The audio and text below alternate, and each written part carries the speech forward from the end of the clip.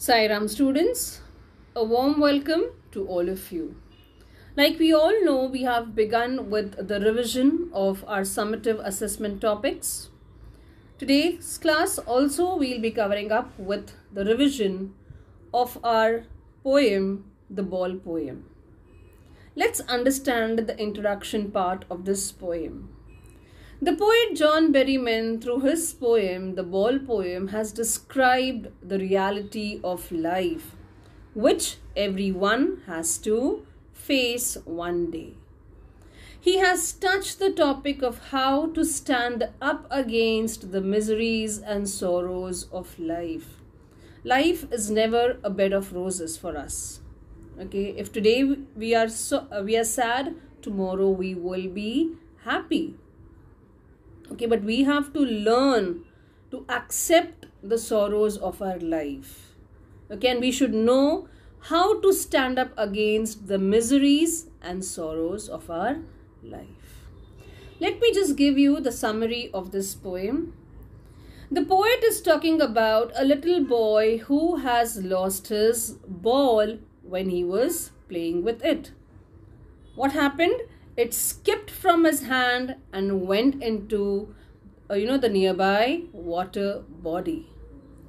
The poet says that this sight of the boy losing his favorite ball made him think about the boy and his reaction to this situation. Actually, the poet could see the boy playing with the ball, and also when the ball was going away from the boy into the water body.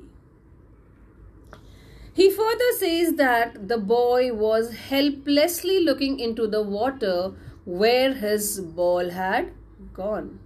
He was sad and trembling with fear. He got so immersed in his sorrow that he kept standing near the harbor for a very long time and kept on looking for his ball. The poet says that he could console him that he may get new balls, or he could also give him some money to buy another ball. Now, when the poet saw the boy, he was sad and he was trembling with fear. He was immersed in sorrow, and he kept standing near the harbor and he just kept on looking at the ball. The poet says that he could have consoled the boy by saying that, he must be having other balls at home. Or the poet himself could have given some money to the boy. But did the poet do this? Let's find it out. But he stops himself from doing so because he thinks that money may bring a new ball, but will not bring the memories and feelings attached to the lost ball. Yes, that ball, it must have been very close to the boy. There must have been many memories attached, with that ball. He may be having other balls at home, or he can take money and buy a new ball. But that money can give him only a new ball, not the memories which were attached with the ball that went into the water body. He further says that the time has come for the boy to learn his responsibilities. Here, the poet wants to say that now the boy will learn the toughest lesson of life. And what is that lesson? It's the lesson of accepting the harsh realities of life, that one day we will lose our loved ones and our loved things. Okay, so there may be a time that you may lose something that is very close to your heart, but we have to accept the reality. If it is lost, it is lost forever. Clear? Let me just discuss the literary devices of the poem. Rhyme scheme. The poet over here, he has not followed any particular rhyme scheme. It's a free verse. Now we'll discuss the figures of speech of the stanzas. To begin with, the first stanza. The first two lines, it's anaphora. What's an anaphora? When one word, the first word is repeated in the next line. Look over here.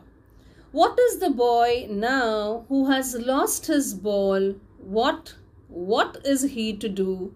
I saw it go. So here the poet has used what in the first line and what in the next line as well. So these two lines, the figure of speech is anaphora. Next is assonance, when there is repeated use of vowel, and here it is the vowel O. In the line, what is the boy now who has lost his ball? The third one is imagery, when the poet says merrily bouncing down the street. When the poet said this, okay, when we read this line, we could create images in our mind of the boy. You know, he was playing and the ball slipped from his hand and went down the street. Repetition is when a word is repeated, the figure of speech is repetition. So this line, what is he to do? I saw it go. So here what is repeated for better poetic effect. Next is the next stanza. Here again, like I told you, there is no rhyme scheme. Let us understand the literary devices. Repetition. Look at this line. His ball went. I would not intrude on him. A dime another ball is worthless. So here the word ball is repeated for better poetic effect. So these lines, the figure of speech is repetition. Moving ahead with the next lines. And no one buys a ball back. Again, this line is alliteration because the sound of B is repeated. Buys a ball back. Then again we have assonance, use of vowel sound E. He is learning well behind his desperate eyes. So it's assonance because the sound of vowel E is repeated. Next it is repetition. The line balls will be lost always, little boy. So balls, it's repeated. So the figure of speech is repetition. So that's it, students. For the poem, the ball poem. One more thing, students, that you have to go through the original video where detailed explanation is given to you, wherein I have discussed the meanings as well. Next poem that we will be doing is A Tiger in the Zoo. Let's understand what this poem is all about. The poem written by Leslie Norris explains the agony and helplessness of a caged tiger that lives in a zoo. The poet explains what his life could be if he had been a free animal. He over here is the tiger. The poet has tried to explain about the condition of animals that are caged by human beings for their own fun. Let me give you the summary of the poem. The poem begins with a description of a tiger that is very beautiful and is walking in his little cage. He has beautiful stripes on his skin and has velvet-like soft paws. But the tiger is not happy and is quite angry about being confined in the cage. The poet says that if the tiger was not confined to the zoo, he would have been hiding himself behind the long grass near some water body in order to catch its prey, that is the deer. Also, he would have terrorized the residents of the villages around the forest area. But the reality is totally opposite to this. Okay, the tiger is not set free. Instead, the tiger is confined. The tiger is caged. He was confined in a cage which was made up of strong building material, and he was helpless there. He could not show his power to the visitors. Therefore, he never tried to terrorize them. The tiger is described as being powerless and agonized by the poet. He says that during night also he is alone, hearing the voice of the patrolling vehicles of police and looking at the stars. The cage life has totally changed the tiger's personality. How it could have been, if it was set free, but how it is within the concrete cell. So this thing has completely changed the tiger's personality. The poet is trying to say that the animal which is famous for its fearlessness and freedom is confined and sad due to the human beings who want to derive pleasure by looking at him in the zoo cage. So just for our enjoyment, what do? The tiger is confined in the cage. Moving ahead with the literary devices of the poem, to begin with, we have the very first stanza. Let us understand the rhyme scheme of this stanza. So this stanza, the rhyme scheme is A, B, C, B. And how do you identify the rhyme scheme? Basically, when the last two words, these words, the sound of these words. Now, stripes will denote A, cage is B, quiet is C, again rage will be B, and cage and rage, they sound similar. So, here the rhyme scheme will be A, B, C, B. Let's understand the figures of speech of this particular stanza. Personification, the very first line. The tiger is personified because the poet refers to him as he. He stalks in his vivid stripes. Metaphor. The tiger's paws are compared with velvet. Look at this. On pads of velvet quiet. So here the tiger's paws, they are compared to the velvet material. Enjambment. The sentence is continuing to the next line without any punctuation mark. And the sentence is, he stalks in his vivid stripes the few steps of his cage. So the line is continuing, and we can see that here there is no punctuation mark used. It is continued to the next line. Clear? Next, imagery. The poet tries to create an image about the tiger when he says, he stalks in his vivid stripes the few steps of his cage. He stalks, he is walking in his vivid stripes. So vivid stripe is basically the stripes on his body. Few steps of his cage. So we can create an image in our mind that the cage is very small and he is just walking up and down. Okay.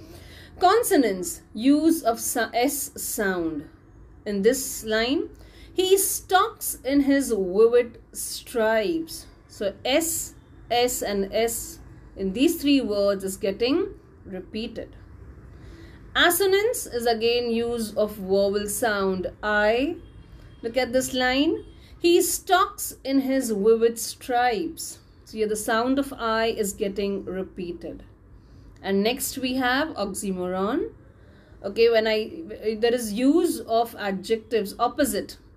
one after the other. In his quiet rage. So we can see that these two words are opposite, quiet and rage, and they are placed one after the other. Clear? So that makes this line oxymoron. Next stanza, again the rhyme scheme continues to be A, B, C, B. Let us understand the figures of speech of this stanza. Again, it's enjambment. Sliding through long grass near the water hole where plump deer pass. Okay, so these three lines, it's getting continued if you see. Okay, and the first two lines, there is no punctuation mark, but after the word pass, there's a full stop. So the line is getting continued, okay, without a punctuation mark. So it makes it enjambment. Then we have alliteration, where plump deer pass. The sound of P is getting repeated. Then we also have imagery. The poet tries to create an image of tiger's activity lurking in the shadow. Okay, the tiger is hiding behind the long grass, waiting for its prey. So you could create images when I read that line.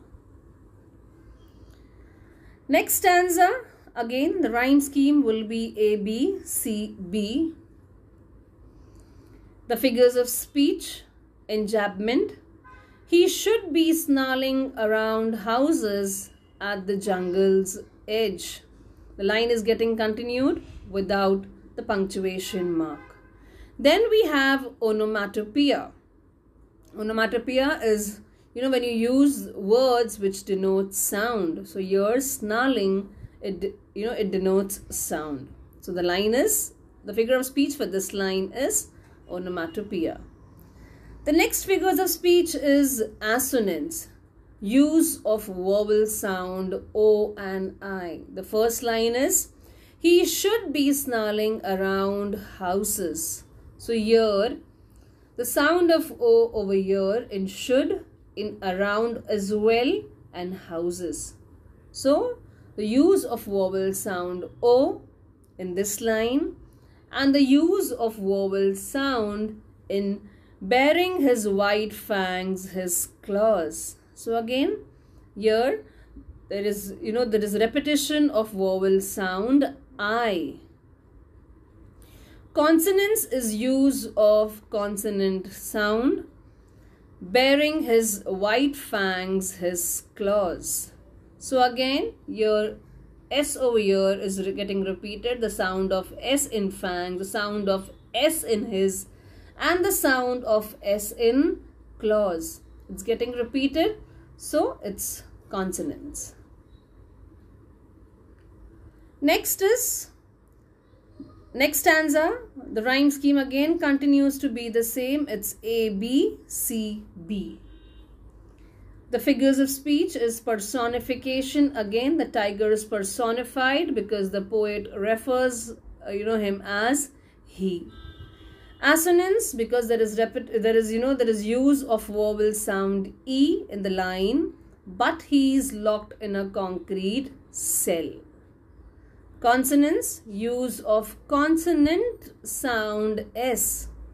His strength behind bars. Again, the sound of S is getting repeated. And then it's alliteration for the line, his strength behind bars. The sound of B is getting repeated, behind bars. Clear? Next stanza, again the rhyme scheme continues to be the same. It's A, B, C, B. And the figures of speech is enjambment. And stares with his brilliant eyes at the brilliant stars. So again, what is happening? The line is getting continued without a punctuation mark. Alliteration, use of sound H in the starting of two words. The sound of H is getting repeated. He Years. The last voice at night. Sound of H is getting repeated. Assonance, the use of vowel sound I in the line and stares with his brilliant eyes. So that's it, students. We are done with the revision of two poems, that is A Tiger in the Zoo and the Ball poem. Once again, I'm reminding you students that please go through the initial videos as well. Every stanza is explained in detail. Every figures of speech is explained in detail in those videos.